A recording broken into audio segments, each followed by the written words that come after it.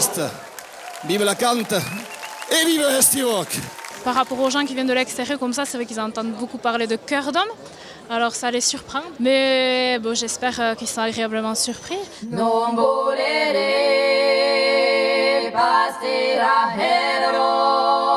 Il faut une puissance égale 1 et des timbres de voix qui s'accordent bien. Et du coup, on n'a pas 300 mais 1. Et les trois assemblés, ça crée des harmoniques et des choses magiques des fois.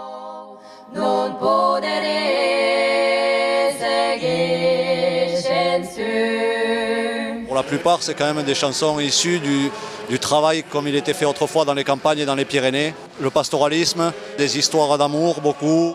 La tradition s'est un peu perdue de chanter dans les bars, de chanter dans les lieux de vie, mais une culture, une langue, ça vit aujourd'hui encore et donc il y a des chants qui sont créés, des chants qu'on croit aujourd'hui traditionnels mais qui ont été créés il y a une vingtaine d'années, quoi.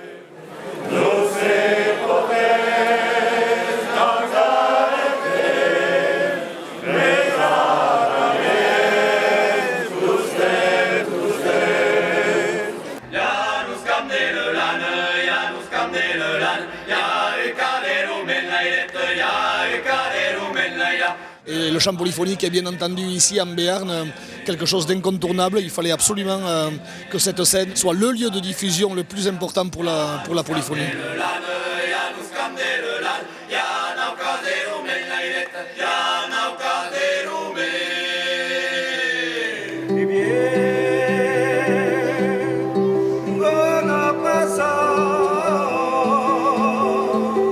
Le chant justement permet ce premier contact avec la langue. C'est un moyen bien sûr de véhiculer la langue.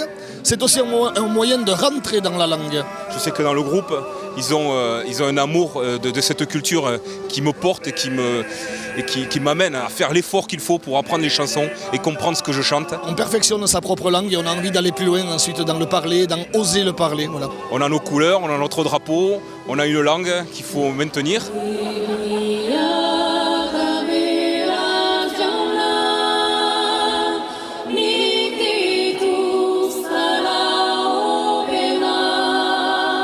Je pense que la sensibilité elle est la même pour chaque personne qui chante un peu son pays, qui chante sa langue. La voix, la langue, les intonations ne sont pas les mêmes, mais le ressenti, la sensation et l'expérience que l'on vit, oui, on peut dire que c'est la même.